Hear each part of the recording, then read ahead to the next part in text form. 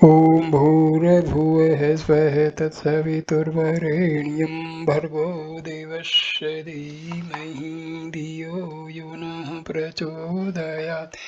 ॐ शांति शांति शांतिः।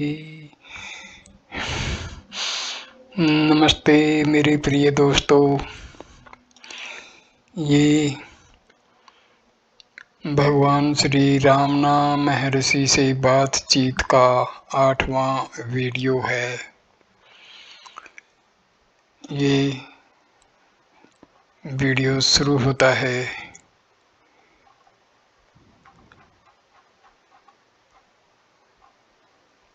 77वीं बातचीत से।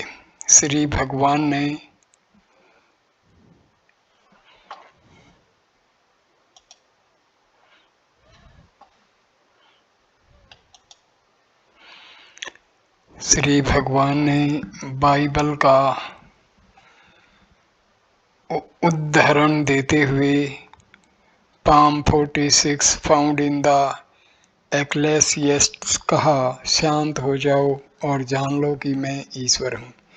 केवल एक ही है, अन्य कुछ भी नहीं, तथा बुद्धिमान का हृदय दक्षिण भाग में स्थित है और मूर्ख का वाम में। 78वीं बातचीत। मसूला के एक व्यक्ति ने जिज्ञासा की, आत्मा की अनुभूति कैसे करें? महर्षि ने उत्तर दिया, प्रत्येक व्यक्ति अपने जीवन के प्रत्येक क्षण में आत्मा का अनुभव कर रहा है भक्त, परंतु जैसी आकांक्षा है उस प्रकार आत्मा का अनुभव नहीं हो रहा। महर्षि का उत्तर, हाँ, वर्तमान अनुभव विपरीत है, वास्तविकता से भिन्न है। जो नहीं है उसे भ्रमवश, जो है उसे युक्त कर लिया जाता है। भक्त, आत्मा को कैसे जाने? महर्षि का उत्तर, आत्मा के आंतर में खोज नहीं होती, खोज अनंत आत्मा की ही हो सकती है। केवल अनात्मा का ही लोप हो सकता है। आत्मा सदैव स्वयं प्रत्यक्ष होने से स्वयं अपने आप में प्रकाशित होगी। आत्मा को अनेक नामों से कहा जाता है, आत्मा, ईश्वर, कुंडलिनी, मंत्र आदि। इनमें से किसी को भी अपना लो और आत्मा व्यक्त हो जाएगी। आत्मा से भिन्न ईश्वर नहीं है। इस समय कुंडली मन के रूप में प्रकट हो रही है। मन के मूल को खोजने पर कुंडलिनी प्रकट होती है। मंत्र के जब से अन्य विचारों का लोप होकर मंत्र पर ध्यान केंद्रित होता है, अंततः मंत्र आत्मा में विलय होकर आत्म रूप प्रकाशित होता है। भक्त, आत्मज्ञान हेतु गुरु की आवश्यकता कब तक रहती है? महर्षि का उत्तर, जब तक लघु हल्का है तब तक गुरु भारी की आवश्यकता रहती है। लघु का कारण है स्वयं आरोपित किंतु भ्रम से अपने आप आत्मा को सीमित मानना। ईश्वर आराधना के फल स्वरूप उनसे दृढ़ भक्ति प्राप्त होती है, जिससे समर्पण होता है। भक्त के समर्पण के फल स्वरूप ईश्वरीय कृपा गुरु के रूप में व्यक्त होती है। गुरु जो वास्तव में ईश्वर ही है, भक्त का मार्गदर्शन कर बताता है कि ईश्वर तुम में है और वह आत्मा है। इससे मन अंतर्मुख हो अंततः साक्षात्कार करता है। आत्मा अनुभव करने की अवस्था तक साधना की आवश्यकता है। तब आत्मा का स्वतः प्रकाशित होना आवश्यक है, अन्यथा आनंद पूर्ण नहीं होगा। इसलिए सहज अवस्था की प्राप्ति तक कुछ न कुछ पर्याप्त अवश्य है।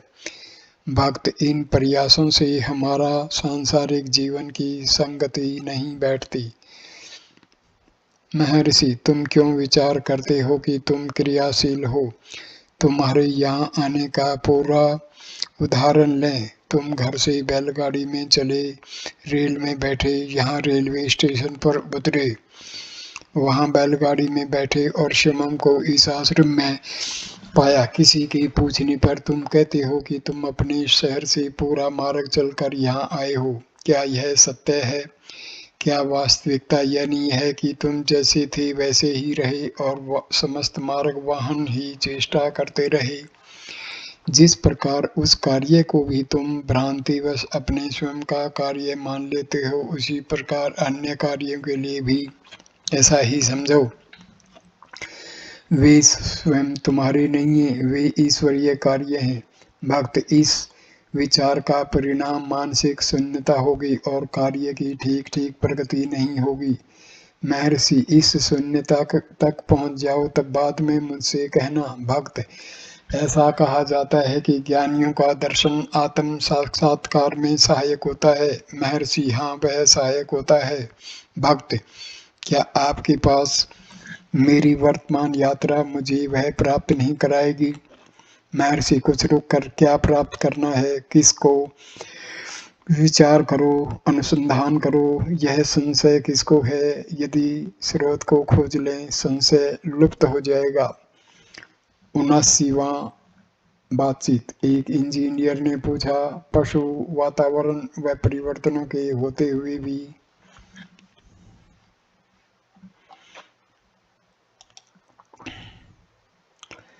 अपने प्राकृतिक नियमों का पालन करते हुए दिखते हैं, जबकि मनुष्य सामाजिक नियमों का उल्लंघन करता है तथा किसी भी निर्धारित नियत से बंधा हुआ नहीं है। पशु तो पूर्ववत आचरण कर रहे हैं, परंतु मानव पतन की ओर जाता हुआ प्रतीत होता है।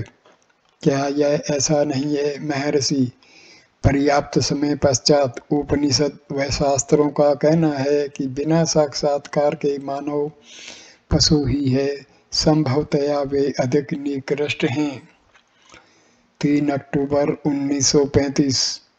80वीं बातचीत। एक सरल और अत्यंत श्रद्धालु भक्त का एकमात्र 3 वर्षीय बालक दिवंगत हो गया।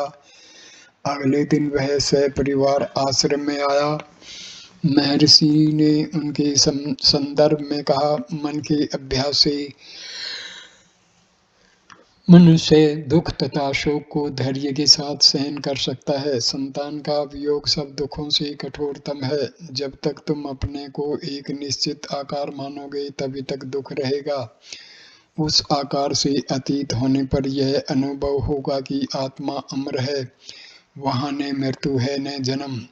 जन्म केवल शरीर का है, शरीर देह भाव की सृष्टि है, किंतु सामान्यतया अहंकार देह से पृथक दृष्टि गोचर नहीं होता। उसका सदैव देह से तादात्म्य माना जाता है। विचार ही महत्वपूर्ण है। बुद्धिमान मनुष्य को विचार करना चाहिए कि क्या वह गाढ़ी निद्रा में अपने शरीर से परिचित था? वह उसे जागृत अवस्था में क्यों अनुभव करता है? किंतु यद्यपि सुषुप्ति में देहा अनुभूति नहीं थी, पर क्या तब आत्मा का अस्तित्व नहीं था? गाढ़ी निद्रा में वह कैसे था? जागृत में वह कैसे है? क्या अंतर है? अहंकार का उदय होना ही जागना है। उसी समय संकल्प उदय होते हैं। उसको मालूम करने दो कि संकल्प किसको हैं, वे कहाँ से उदय होते हैं। उनका उदय चैतन्य आत्मा से ही हो सकता है।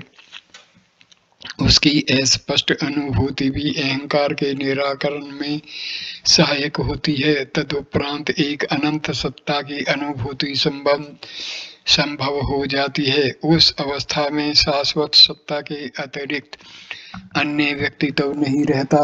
तब वहाँ न मृत्यु का विचार है न शोक का। यदि मनुष्य यह मानता है कि उसका जन्म हुआ है, तो वह मृत्यु के भय को टाल नहीं सकता। उसे यह मालूम करना है कि क्या उसका जन्म हुआ है अथवा क्या आत्मा का जन्म होता है। उसे यह ज्ञात हो लगेगा, उसे यह ज्ञात होगा कि आत्मा सदैव ही रहती है। जन्म लेने वाला शरीर संकल्पों से परिवर्तित हो जाता है तथा संकल्प का उदय ही सारे अनिष्ट की जड़ है। यह मालूम करो कि संकल्प कहाँ से उदय होते हैं, तभी तुम सदैव सत्तावान अंतरस्थ आत्मा में रमण करोगे तथा जन्म की कल्पना एवं मृत्यु के भय से मुक्त हो जाओगे। एक भक्त ने पूछा, यह कैसे किया जाए? महर्षि, संकल्प असंख्य पूर्व जन्मों की संचित वासनाएं मात्र ही हैं। उन वासनाओं का अक्षय करना ही लक्ष्य है। वासना मुक्त अवस्था मूल अवस्था है एवं शुद्धता की नित्य अवस्था है। भक्त यह अभी स्पष्ट नहीं हुआ। महर्षि सबको नित्य आत्मा का भान है। मनुष्य बहुतों को मरते देखकर भी स्वयं अपने को अमर मानता है, क्योंकि यही सत्य है। बिना जाने भी वास्तविक सत्य अपने आप को प्रकाशित करता है। चैतन्य आत्मा के जड़ शरीर के मिलने से मनुष्य को भ्रांति हो जाती है।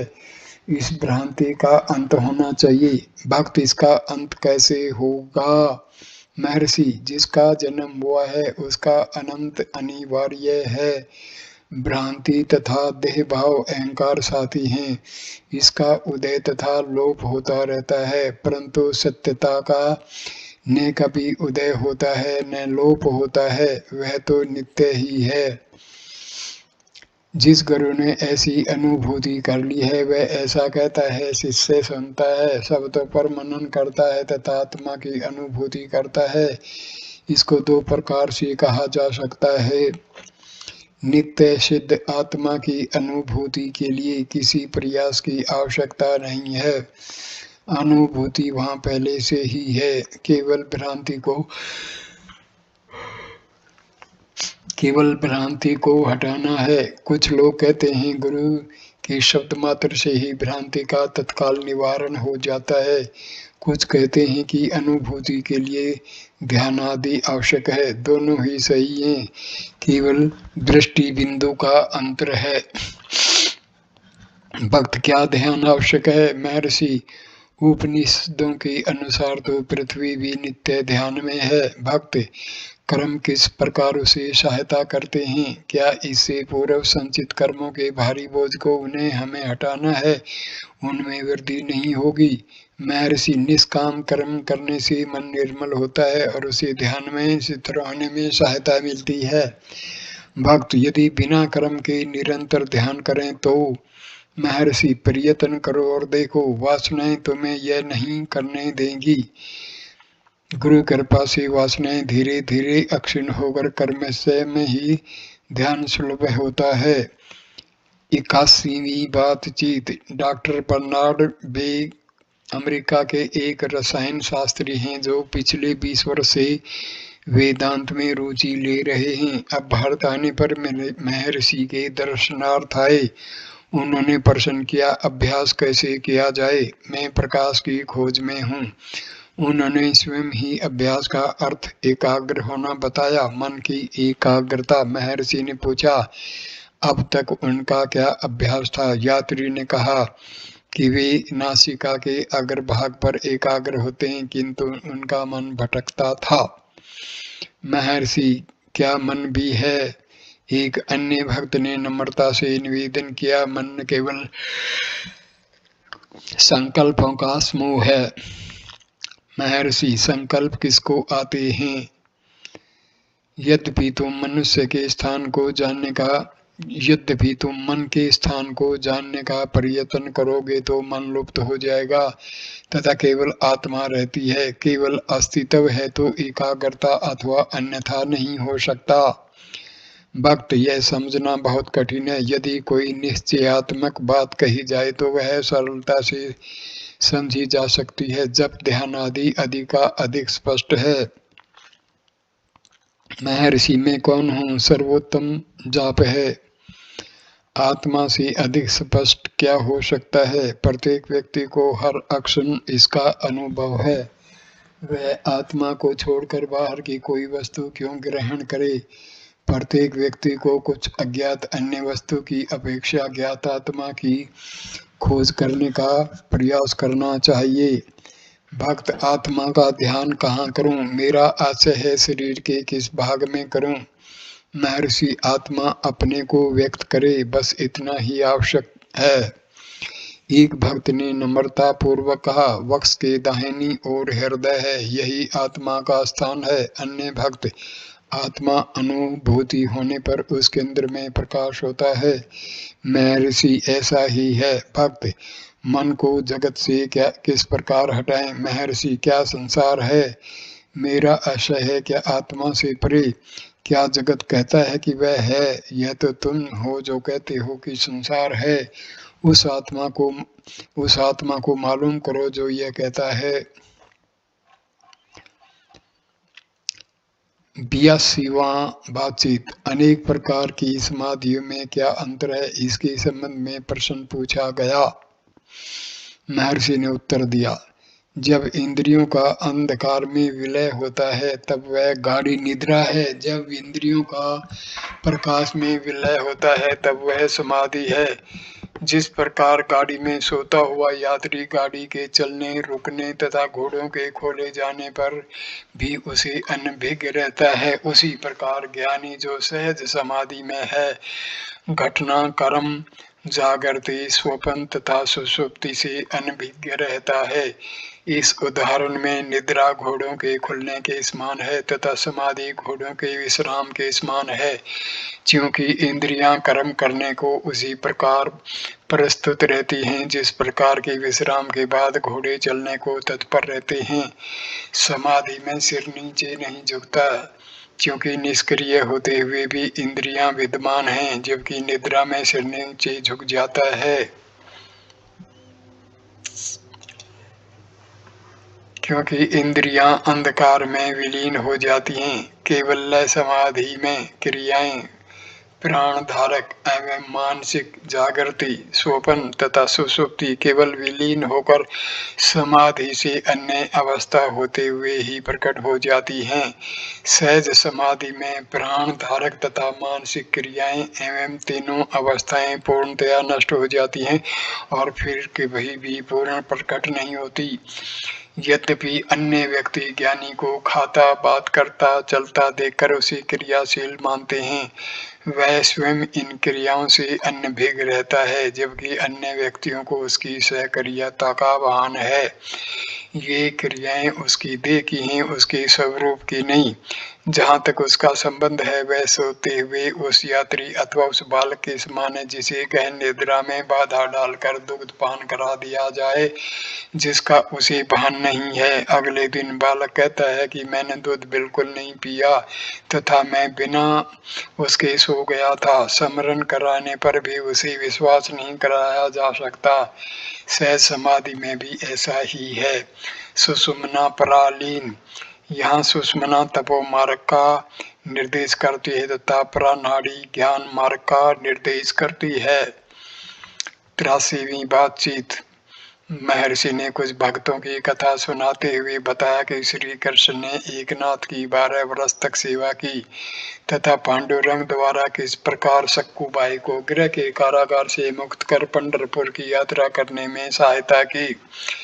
तत्पश्चात महर्षि ने 1896 में मथुरा के तिरुवन्नमलाई जाते समय एक रहस्य में मौलवी के प्रकट होने का संस्मरण सुनाया कि वह किस प्रकार प्रकट हुआ। बातचीत की तथा अचानक अदृश्य हो गया। 84वीं बातचीत। श्री ग्रांटफ ने महर्षि से पूछा, क्या किसी नेवले को आपसे कुछ संबंध था? महर्षि ने कहा, हाँ, आर्द्र तथा जयंती के अवसर पर मैं पर्वत पर सकंदाश्रम में निवास करता था। नगर से बहुत से यात्री पर्वत पर चढ़कर आ रहे थे। एक नेवला सामान्य आकार से बड़ा, सुनहरे रंग का, न कि सामान्य नेवलों की तरह भूरे रंग का तथा जंगली नेवले की पूंछ के काले बिंदु से रहित, जन समुदाय के मध्य निर्भय विचर रहा था। लोगों ने इसे भीड़ में से किसी व्यक्ति का पालतू नेवला समझा। जानवर सीधा विरूपाक्ष गुफा के समीप झरने में स्नान करते पलानी स्वामी के निकट गया। उन्होंने नेवले को सहलाया तथा उसे प्यार से थपथपाया। नेवला उनके साथ गुफा तक गया, कंदरा के प्रत्येक कोनों तथा स्थानों का निरीक्षण किया तथा तदुपरांत जन समुदाय के साथ सकंदाश्रम तक आया। मैंने उसे देखा। उसके आकर्षक रूप तथा उसकी निशंक चेष्टा से सभी चकित थे। नेवला मेरे पास आया, मेरी गोद में बैठ गया और कुछ देर तक विश्राम करता रहा। फिर वह उठा और चारों ओर देखकर नीचे उतरने लगा। वह पूरे आश्रम का चक्कर लगाता रहा और मैं असावधान यात्री अथवा मोरों से उसको कदाचित हानि से बचाने हेतु साचार चलता रहा। वहां के दो मोर उसे उत्सुकता के साथ देख रहे थे, किंतु नेवला एक जगह से दूसरी ओर अविचलित भाव से फिरता रहा तथा अंत में आश्रम की दक्षिणी पूर्व चट्टानों में अदृश्य हो गया। 85वीं बातचीत। उन्हीं महर्षि ने महर्षि से स्मृति व इच्छा की मुख्य आपसी संबंध के बारे में तथा उनका मन से क्या संबंध है इसके बारे में प्रश्न किया। महर्षि ने उत्तर दिया, ये मन के कार्य हैं। मन अहंकार का परिणाम है तथा अहंकार आत्मा से उदय होता है। 6 नवंबर 1935। 86वीं बातचीत। महर्षि ने ईसाई मत का वास्तविक महत्व इस प्रकार समझाया। ईसा अहंकार है, सलीब देह है। जब अहंकार को सलीब पर चढ़ाया जाता है और वह नष्ट होता है, जो सुरक्षित है वह पूर्ण ब्रह्म है। तुलना करें, मैं और मेरे पिता एक हैं और बाद के इस श्रेष्ठ जीवन का पुनर्जीवन कहते हैं। 87वीं बातचीत। एक निष्ठावान अंग्रेज भक्त मेजर A.W. चाडविक ने प्रश्न किया, ईसा मसीह ने सलीब पर चढ़ाए जाते समय मेरे प्रभु क्यों पुकारा? महर्षि, संभवतः प्रभु के लिए उनकी यह पुकार उनके साथ ही दो अन्य सलीब पर चढ़ाए जाने वाले चोरों के लिए थी। फिर ज्ञानी ने तो जीवित अवस्था में ही यहाँ और अभी मुक्ति प्राप्त कर ली है। इसका कोई महत्व नहीं कि वह कैसे, कहाँ और कब अपने शरीर का त्याग करता है, किंतु ज्ञानियों को कष्ट होता सा प्रतीत होता है। अन्य समाधिस्थ हो सकते हैं तथापि दूसरी मृत्यु से पूर्व दृष्टि से ओझल हो सकते हैं, पर इससे उनके ज्ञान में कोई अंतर नहीं पड़ता। इस तरह के कष्ट का आभास दर्शक को ही होता है, ज्ञानी को नहीं, क्योंकि वह पहले से ही आत्मा एवं शरीर की मिथ्या एकता की सीमा को पार कर चुका है। 88वीं बातचीत। उपरोक्त महाशय ने प्रश्न किया, संत पाल के दिव्य दर्शन में ईसा का क्या महत्व है? महर्षि ने जवाब दिया, दिव्य दर्शन पूर्ण है, उसका आकार से संबंध नहीं है। जब संत पाल को आत्म अनुभव हुआ तब उस प्रकाश को उन्होंने ईसा का प्रकाश माना। भक्त किंतु तब तक पाल ईसा के प्रेमी नहीं थे। महर्षि, प्रेम तथा घृणा का कोई महत्व नहीं है, ईसा का भाव मन में था ही। यह रावण जैसी स्थिति थी। ईसा का प्रकाश तथा आत्म साक्षात्कार एक ही है। 89वीं बातचीत। कपूर की आरती ज्ञान के प्रकाश से मन के नष्ट होने की प्रतीक है। विभूति शिव है तथा कुमकुम शक्ति है। विभूति दो प्रकार की है, परा विभूति तथा अपरा विभूति। पवित्र विभूति अपरा है। साक्षात्कार की अग्नि से जब सारा मैल नष्ट हो जाता है तब जो शेष रहता है उसे परा कहते हैं। यह पर ब्रह्म है। 90वीं बातचीत। ईसाई धर्म की त्रयी इस प्रकार स्पष्ट की गई। प्रभु पिता ईश्वर के सदृश हैं, प्रभु पवित्र आत्मा आत्मा के सदृश हैं, प्रभु पुत्र गुरु के सदृश हैं। ईश्वरो गुरु आत्मेति मूर्ति भेदा विभागिने व्योम वेदे व्याप्ति देहाय दक्षिणामूर्तये नमः। आशय यह है कि ईश्वर भक्तों को गुरु ईश्वर का पुत्र रूप में दर्शन देता है तथा पवित्र आत्मा की ही सर्व व्यापकता को प्रकट करता है, अर्थात ईश्वर आत्मा है तथा यह आत्मा सर्वत्र व्याप्त है तथा आत्मा का साक्षात्कार आवश्यक है, जो कि ईश्वर के साक्षात्कार के तुल्य है। 91वीं। एक बंगाली यात्री ने प्रश्न किया कि मन पर नियंत्रण कैसे करें? महर्षि ने जवाब दिया, तुम मन किसे मानते हो? भक्त, जब मैं ईश्वर पर विचार करने बैठता हूँ तो विचार अन्य विषयों में भटकने लगते। मैं इन विचारों पर स्वयं संयम करना चाहता हूँ। महर्षि, भगवत गीता में ऐसा कहा गया है कि मन का स्वभाव ही चंचल है। व्यक्ति को अपने विचारों को ईश्वरोन्मुख करना चाहिए। चिरकालीन अभ्यास से मन संयमित तथा शिथिल हो जाता है। मन की चंचलता एक दुर्बलता है जो संकल्पों के रूप में और उसकी कारण शक्ति के अव्यय से उत्पन्न होती है। मन के एक ही विचार पर केंद्रित करने से शक्ति का संचय होता है तथा मन एक अधिक बलवान होता है। भक्त मन की शक्ति से क्या तात्पर्य है? महर्षि बिना किसी विक्षेप के एक ही विचार पर एकाग्र होने की योग्यता। भक्त यह कैसे प्राप्त होता है? महर्षि अभ्यास द्वारा एक भक्त ईश्वर का ध्यान करता है, ज्ञान मार्ग का साधक आत्मा की खोज करता है। दोनों के लिए साधना एक सी कठिन है।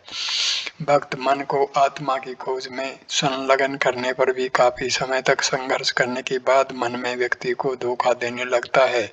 मन की इस दुष्टता की जानकारी व्यक्ति को बहुत बाद में होती है। महर्षि ऐसा तो होगा ही। प्रारंभिक अवस्था में मन खोज में काफी समय तक रुक रुक कर तब लगता है, पर निरंतर अभ्यास से थोड़े समय के बाद ही फिर लगने लगेगा तथा अंततः कदापि भी चंचल नहीं होगा। तब अव्यक्त व्यक्ति व्यक्त होगी, अव्यक्त शक्ति व्यक्त होगी। सात्विक मन संकल्पों से रहित हो जाता है जबकि राजसिक मन संकल्पों से भरा रहता है। सात्विक मन प्राण धारा में परिवर्तित हो जाता है। भक्त क्या प्राण धारा का अनुभव करने से पहले ही मन को संकल्पों से दूर रखा जा सकता है? महर्षि हाँ, धारा तो पूर्व से ही विद्यमान है। 7 नवंबर 1935।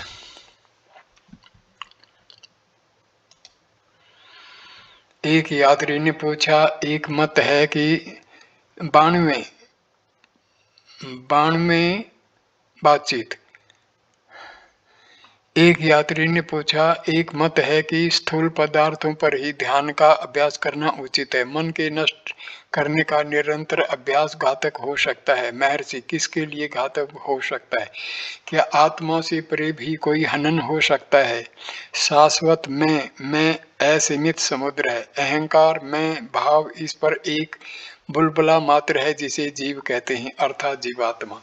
बुलबुला भी जल ही है, जब वह फूटता है तब केवल समुद्र में मिल जाता है। बुलबुले के रूप में भी यह सागर का ही एक अंश है।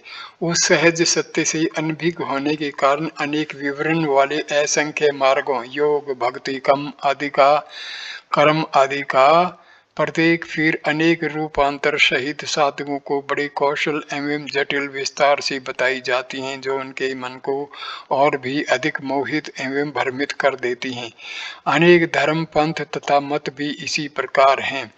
इन सब का उद्देश्य क्या है? केवल आत्मा को जानने के लिए ये आत्मा के ज्ञान के साधन तथा अभ्यास है।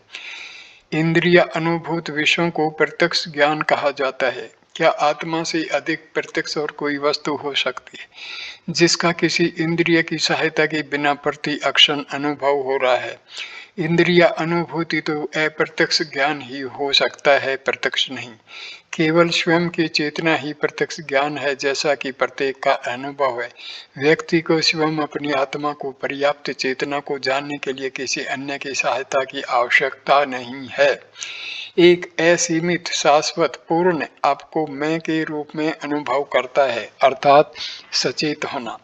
यही इसकी मूल संज्ञा है। अन्य सभी संज्ञाएं यथा ओम बाद की उत्पत्ति है। आत्मा के भान का ही नाम मोक्ष है। महावाक्य अहम ब्रह्मास्मि इसका प्रमाण है। यद्यपि मैं की अनुभूति सदैव ही होती है, फिर भी व्यक्ति का ध्यान इस ओर आकर्षित करा जाना आवश्यक है। केवल तभी ज्ञान का उदय होता है। इसी कारण उपनिषदों तथा ज्ञान संतों की आवश्यकता है। 9 नवंबर 1935।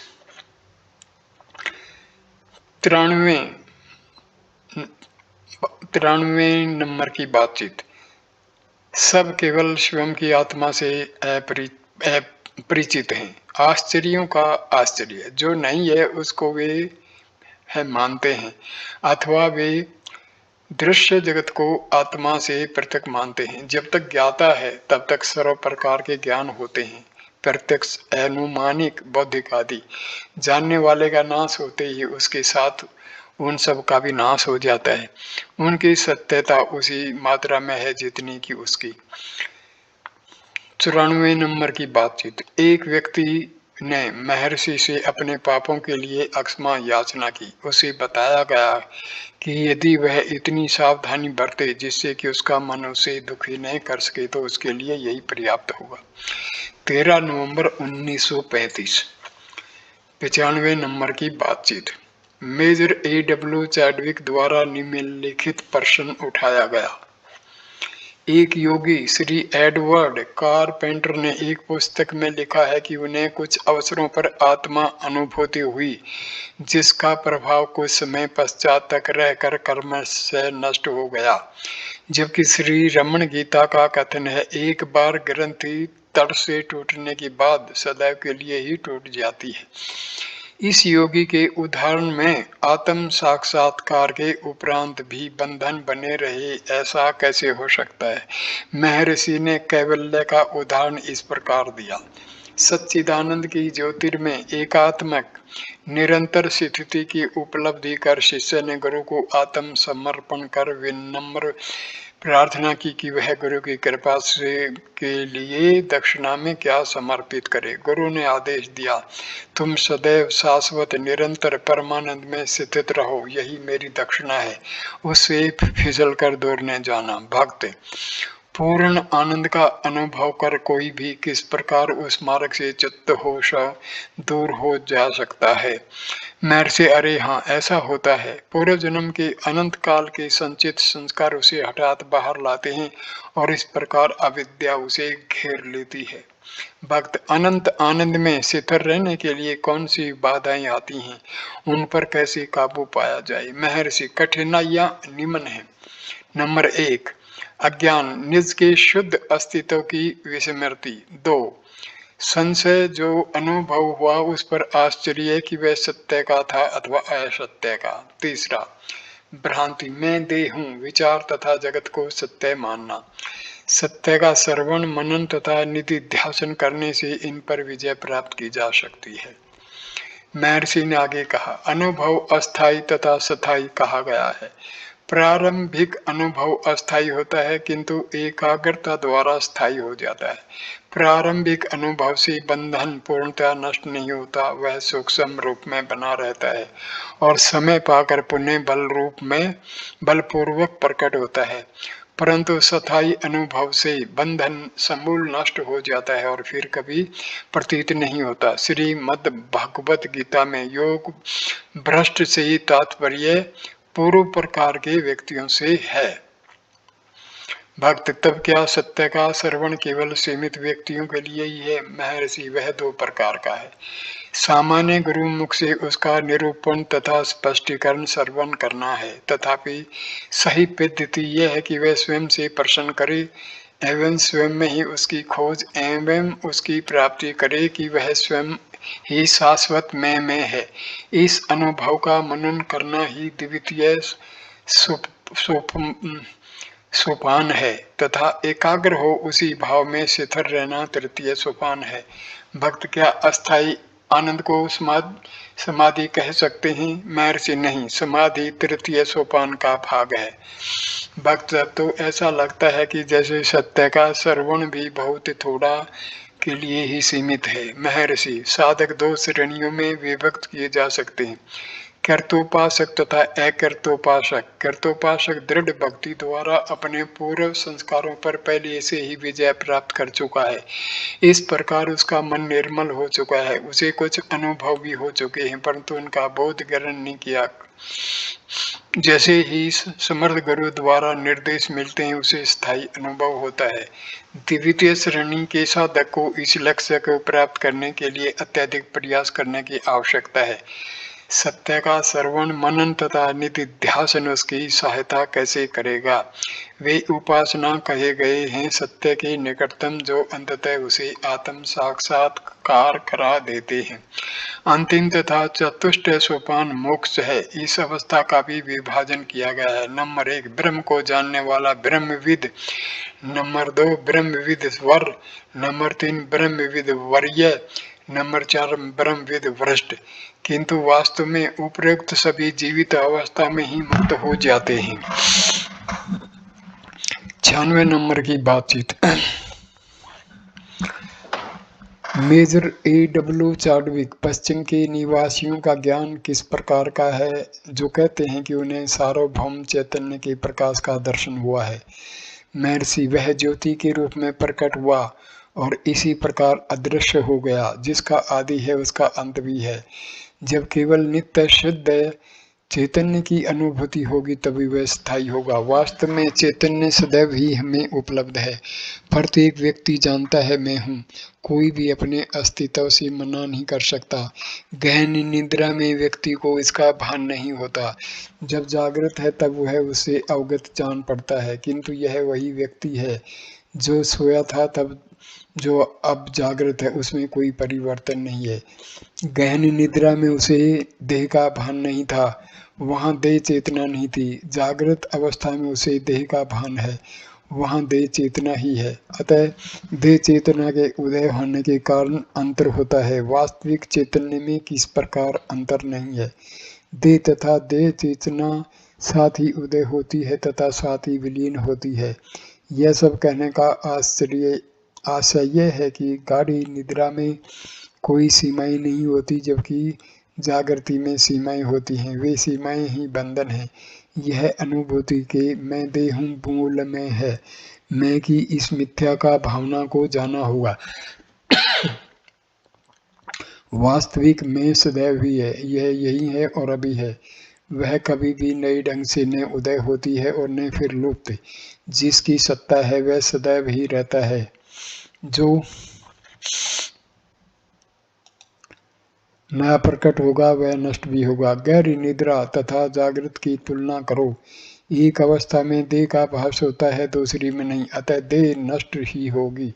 चैतन्य की सत्ता पहले भी थी, अतः यह देह के बाद भी रहेगी। वास्तव में ऐसा कोई भी नहीं है जो यह न कहता हो कि मैं हूँ।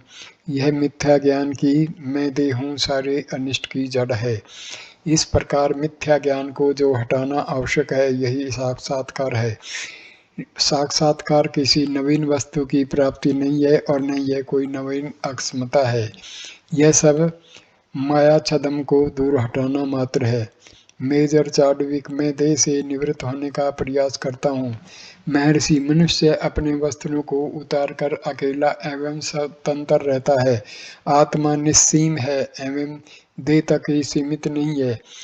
देह से निवृत्ति कैसे होगी, वह उसे कहाँ त्यागेगा। वह जहाँ कहीं भी है तब भी उसी की है। मेजर चाडविक हंसते हैं। महर्षि, अंतिम सत्य कितना सरल है।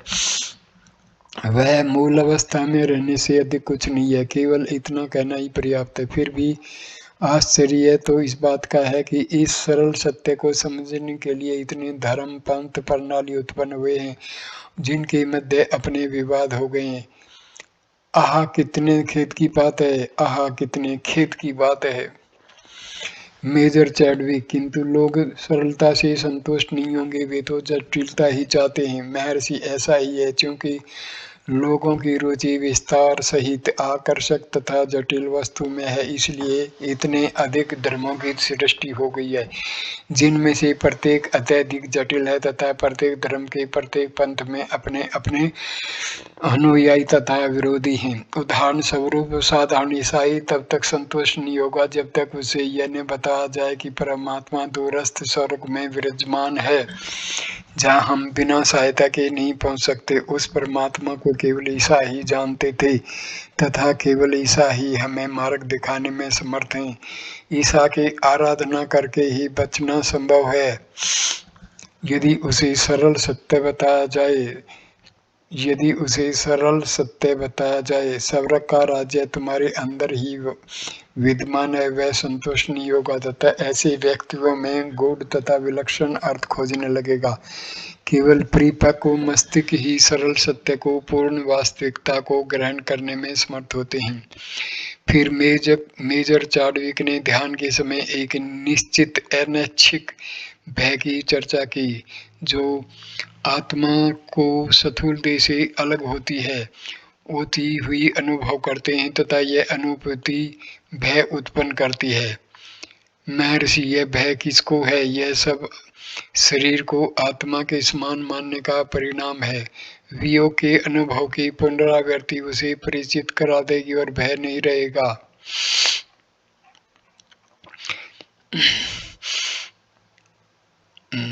19 नवंबर 1935 97वें नंबर की बातचीत। अंबाला के एक सज्जन श्री रामचंद्र ने जिज्ञासा की, हृदय कहाँ तथा साक्षात्कार क्या है? महर्षि, हृदय भौतिक नहीं है, वह आध्यात्मिक है। हृदय बराबर है हृत जमा अयम, बराबर है यह केंद्र है, यहाँ से संकल्प उदय होते हैं, उसी पर वे ठहरते हैं तथा वहीं पर वे घुल जाते हैं। संकल्प ही मन का विषय है तथा वे ही जगत की सृष्टि करते हैं। हृदय सबका केंद्र है।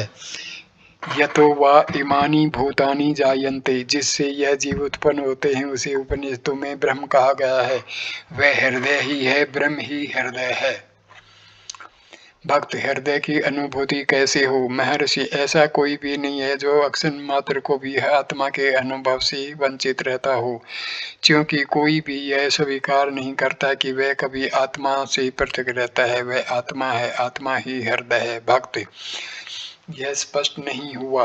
महर्षि, गहन निद्रा में तुम्हारी सत्ता होती है, जागृति में तुम रहते हो।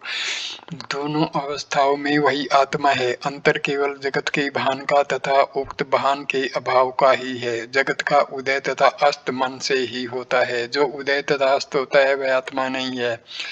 आत्मा भिन्न वस्तु है, मन को उत्पन्न करती है, जीवित रखती है तथा विलीन कर देती है। इस प्रकार आत्मा अंतर्निहित मूल स्रोत है।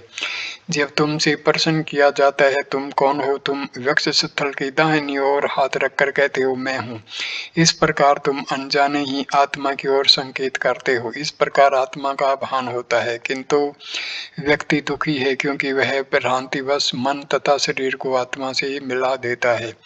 यह भ्रांति मिथ्या ज्ञान के कारण है। केवल इस अज्ञान का निवारण आवश्यक है। इस निवारण से साक्षात्कार होता है। भक्त, मन को वश में कैसे करें? महर्षि, मन क्या है? मन किसका है? भक्त, मन सदैव चंचल रहता है, मैं इसको वश में नहीं कर सकता। महर्षि, मन का स्वभाव ही चंचल होना है। तुम मन नहीं हो, मन उदय होता है और अस्त होता है, यह अस्थायी तथा अनित्य है, जबकि तुम नित्य हो। आत्मा से अन्य कुछ नहीं है। आत्मा में अधिष्ठित होना ही आवश्यक है। मन की चिंता त्याग दो। यदि इसके स्रोत को खोज लोगे तो यह नष्ट हो जाएगा और शुद्ध आत्मा शेष रहेगी। भक्त, क्या मन को वश में करने की आवश्यकता नहीं है? महर्षि, आत्मा की अनुभूति होने के बाद नियंत्रण करने को कोई मन नहीं रहेगा। मन के नष्ट होने के बाद आत्मा प्रकाशित होगी। जिससे साक्षात कर लिया है उसका मन सक्रिय अथवा निष्क्रिय, उसके लिए केवल आत्मा रहती है। क्योंकि मन, देह तथा जगत आत्मा से पृथक नहीं है। वे आत्मा में उदय होते तथा आत्मा में अस्त होते हैं। आत्मा से पृथक उनकी सत्ता नहीं है। क्या वे आत्मा से भिन्न हो सकते हैं? केवल आत्मा का बोध रखो। इन मिथ्या वस्तुओं की चिंता क्यों? वे आत्मा को कैसे प्रभावित कर सकते हैं?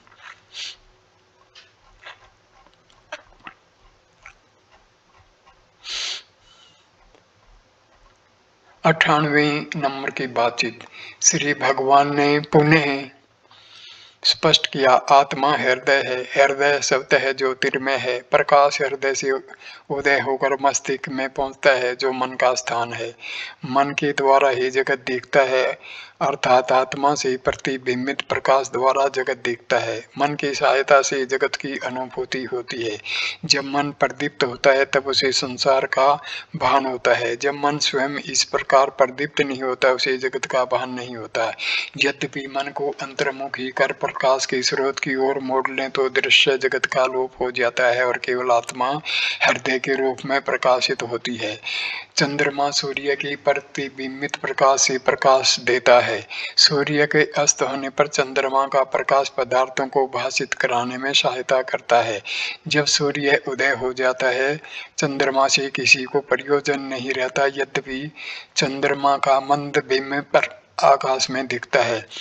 मन तथा हृदय के साथ भी ऐसा ही है। मन हृदय की प्रतिबिंबित ज्योति के कारण ही उपयोगी है। इसका उपयोग दृश्य पदार्थों को देखने के लिए इसके अंतर्मुखी होने पर ज्योति का मूल स्रोत स्वयं प्रदीप्त हो उठता है और मन और मन दिन के चंद्रमा की भांति मंद तथा व्यर्थ हो जाता है। 99 नंबर की बातचीत। एक सन्यासी ने जिज्ञासा की। ऐसा कहा जाता है कि आत्मा मन से परे है, फिर भी साक्षात्कार मन द्वारा ही होता है। मनो ने मनुते मनसा ने मतम तथा मन संवेदना व्यापम। मन उसका मनन नहीं कर सकता, मन उस पर विचार करने में समर्थ नहीं तथा मन ही उसका अनुभव कर सकता है। इन विरोधाभासों में समाधान कैसे हो? महर्षि, आत्मा का ज्ञान मृत मनस अर्थात संकल्प शून्य तथा अंतर्मुखी मन से होता है। तब मन स्वयं के स्रोत को देखकर वही हो जाता है। यह दृष्टा द्वारा दृश्य को देखने जैसा नहीं है। जब कमरे में अंधकार होता है तो प्रकाश के लिए दीपक और पदार्थों को देखने के लिए चक्षुओं की आवश्यकता होती है, किंतु सूर्य के उदय हो जाने के पश्चात किसी दीपक की आवश्यकता नहीं होती और दृश्य पदार्थ दिखते हैं। सूर्य को देखने के लिए किसी दीपक की आवश्यकता नहीं है। स्वयं प्रकाशित सूर्य की ओर तुम अपने नेत्रों को मोड़ लो, यही पर्याप्त है। मन के साथ भी ऐसा ही है। दृश्यों को देखने के लिए मन के प्रतिबिंबित प्रकाश की आवश्यकता है। हृदय को देखने के लिए मन को अंतर्मुख करना ही पर्याप्त है। तब मन अपने आप को खोल लेता है तथा हृदय प्रकाशित होता है। अब मैं इस वीडियो को यहीं पर विराम देता हूं। अगला वीडियो 100वें नंबर की बातचीत से शुरू होगा। धन्यवाद दोस्तों, ये वीडियो देखने के लिए। नमस्कार।